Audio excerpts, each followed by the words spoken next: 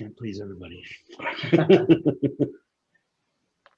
But what were your like? What were some of your, your favorite sequences to work on the Mars? I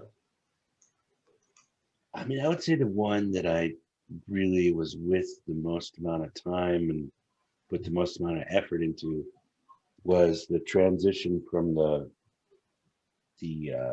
prop mask to when it wraps around his head. He first puts it on. That had a few challenges to it in terms of how to make the geometry move around, smoothly move around the head and be tendril like it was in the storyboards. And compositing was a bit of a worry too. But I didn't, mostly I was TD, so I would coordinate with the roto, the people that were doing the match move, and I did the animation on the tendrils and a little bit of lighting, did the interactive lighting, but I would say that's the one I put the most effort into. I also put a lot of effort into the scene where it's being where they're being flushed down the hot tub thing. Oh, the end sequence where it swirls around. Yeah, we tried a few different approaches for that, and ultimately my approach did not win, but it was along the way we tried a few different approaches, and Habib and Jimmy actually came up with a better approach using displacement maps to do the bubbly water. Yeah, kind of like a whirlwind, isn't it? Like a whirlwind. No, it's a whirlpool. Whirlpool, yeah, sorry. Yeah. No, not a whirlwind, yeah, whirlpool. It sort of goes down and then it sort of sucks him down, Right, exactly. And there was no such thing as fluid dynamic software at the time, and we just had to fake it with various tricks. So that was pretty challenging. Complicated, very complicated. But like other shots that I worked on, were just really fast. Like when he's bouncing through the halls, for that I just put him on a card and motion blurred his feet out, and again just faked it. But that was like a 2-day shot as opposed to like a 60-day shot, But but it got final. And also lots of shots like traded hands between people, scheduling concerns, and also like, oh, this approach doesn't really seem to be working, let's give it to someone else and see what they can do with it. So I wouldn't call myself a major core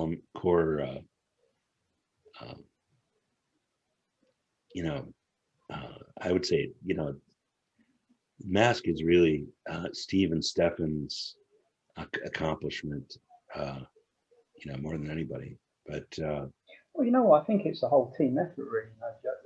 Well, yeah, ultimately, I think we're all just doing our best, and because it's sort of I was speaking to this guy called Ty Rubin Ellingson, who came on and then went. He came on, and we were talking about this. When you make a film, it's never one person; it's a whole team. And when you think about, it's so many people. It's not just an actor or one person. Okay, I mean, Jim was obviously his performance obviously made it go over.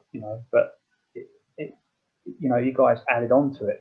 Oh yeah, no, I mean, I'm quite proud of my work on that film. And so you should be. It's difficult to, it's difficult to sort of parse out, what your exact contribution is, because even when it's somebody else's shot, you might go over and help them with something, or but yeah, I would say if anything that I could point to that I was the most directly involved with. I'd say it was the prop transition. And that was like the first. That was in his apartment, wasn't it? When he puts Yes, it on, yeah. exactly. And it sort of He wraps around his head. Wraps around his head, yeah, and yeah. He's clawing at it and goes into the whirlwind, and that's where Jimmy and Andy take over. You know, and they did the whirlwind effects. The spinning effects, yeah. The tornado, wasn't it? You know, the tornado effects. Yeah. And the way it spins, which was, I mean, it's still, you know, it's just some of it holds up so well, you know. I mean, it's just like it's all fake. It's all fakes. It was all, you know, we had to do so much sleight of hand because, like, you know, this is a pre-Twister. It's not like we, you know, had tornadoes on the button. You know, so like they made texture maps, like a whole bunch of levels of texture maps with opacity, and then used motion blur to sort of obscure it, and it just looks great. It's really good. I mean, so like I'm guessing, what were your favourite sequences in the film? I mean, they don't have to be ones you worked on, but I mean, what were your? I love Spaz's sequence when his jaw drops on the table and the tongue just flops in front of him. You know, I just thought that was Alan really nailed it in terms of, like, it had weight, it had some element of the cartoonishness in it, you know, with the wolf whistle.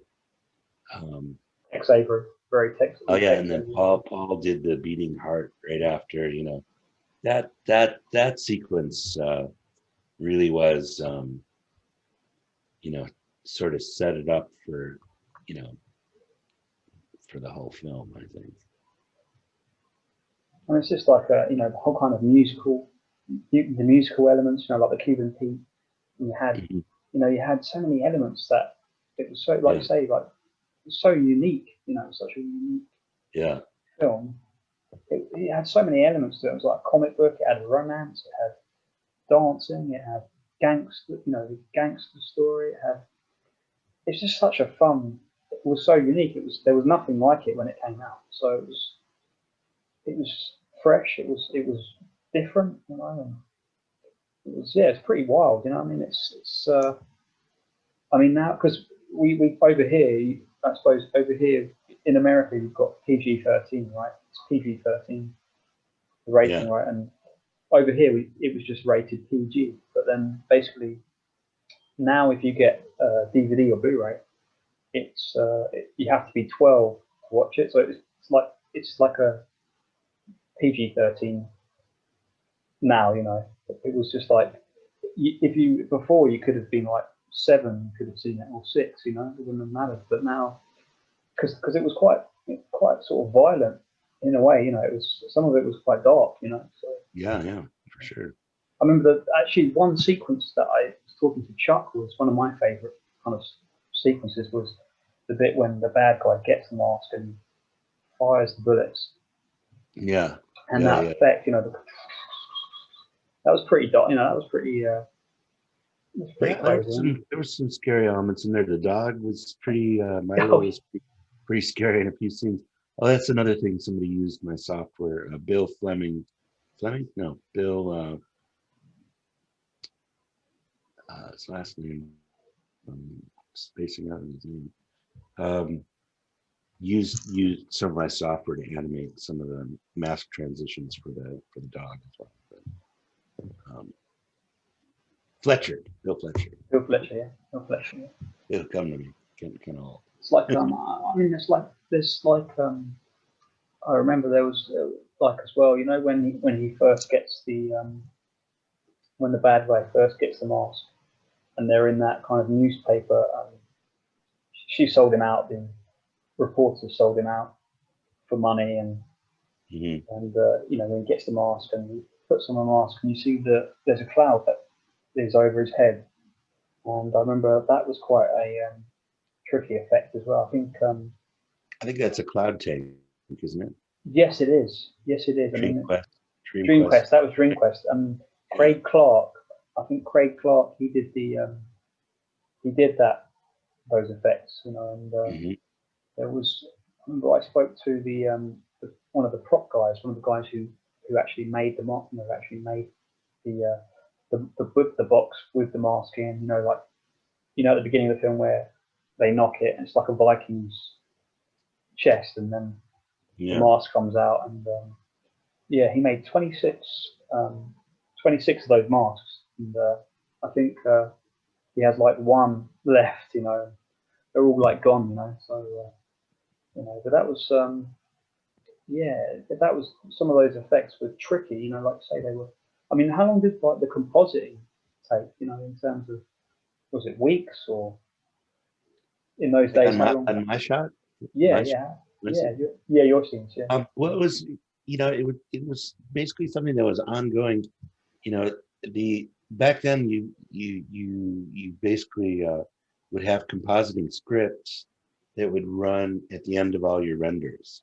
So uh, so like every time you would do a take of your render, it would then run the compositing script that would layer everything together for the daily.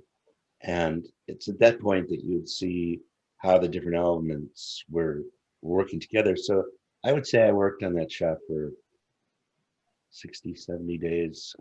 Wow. You know, so one one take every two at least. Um, Jesus. so you know, uh, Ellen made a lot of tweaks to it. I made some tweaks to it. Joel Aaron was making the roto elements for the holdouts, so that we could sandwich the layers. And you know, and then it's basically a short script that would run through and say, put this in back of this, in front of this, in front of this, from these frames to these frames. And back then, none of this stuff was real time. You know, even just loading an image on the screen was, you know, wasn't, you know, so you'd have this long batch of things that would run overnight, and you'd make comments on all of it in the dailies. So that was just all ongoing the whole time. So Incredible. I mean, like, if you think, how long would that take today? You know, how long? like a couple minutes. No, no, yeah. I mean, somebody'd still have to make the mats and stuff, but in terms of the layering, you know, not much changed after the first take. You know, maybe a few things would have changed, but uh, it's it would probably be something you would do as a separate process. You know, uh, the compositor would already have all the elements, and they'd drag it into their compositing suite and just, you know, make their little node graph, and you know, set ins and outs. You know, it would be a matter of hours, I would say, and then maybe a day or two for drawing all the roto elements. All that's much more. Uh, you know, you have people that have been rotoing for years that can crank that out, and you have compositors that do nothing but composite. You know, people that are compositors, um, and they can certainly sandwich those elements together, you know, quite quickly. Um, but it worked very differently back then. It was all part of a batch pipeline. So, you know, we would all be making tweaks on it as it goes. You know, that's where all the bickering comes in the dailies. But it's just people, you know, making suggestions, and you know, you go out with your notes and you come back the next day with something better. You know. Great. Remember, I mean, as well, I spoke to some of the sound guys that did the sound, Yeah. you know, and how they did the blowhorn, you know, when he has the, I think it's Yeah. quite, We that's that thing. quite a good gag, you know, when he Yeah. when he Oh, first that's comes. Alan. Yeah, that sound was synclaver. They used a thing called a synclaver, and Yeah. it was just crazy to see some of the design work. And the sound was pretty crazy. I remember Chuck, the sound guys were telling me that Chuck used to go in and see them do it. You know, they're blowing horns and Hmm. playing around with sound. So, you know, there was a lot of elements that came into the success. of the film. You Yeah. know? It was definitely Yeah. totally like any film, really, teamwork. You know, Yeah. it was teamwork. I mean, I think you At know the some time, that was considered a pretty big team, like the CG team. But now that's like a God, minuscule oh, it's compared to other minuscule. Yeah, projects. Yeah.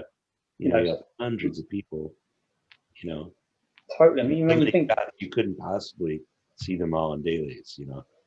I mean, it's like now, like they're filming The Flash over here, and that would probably Mhm. have like 1,000, visual effects Thousands. artists, or unbelievable Yeah. amount of people. Because when you watch a film now, you see the credits, Yeah. and the credits almost as long as the film. Yeah. Well, the amount of people you see working on it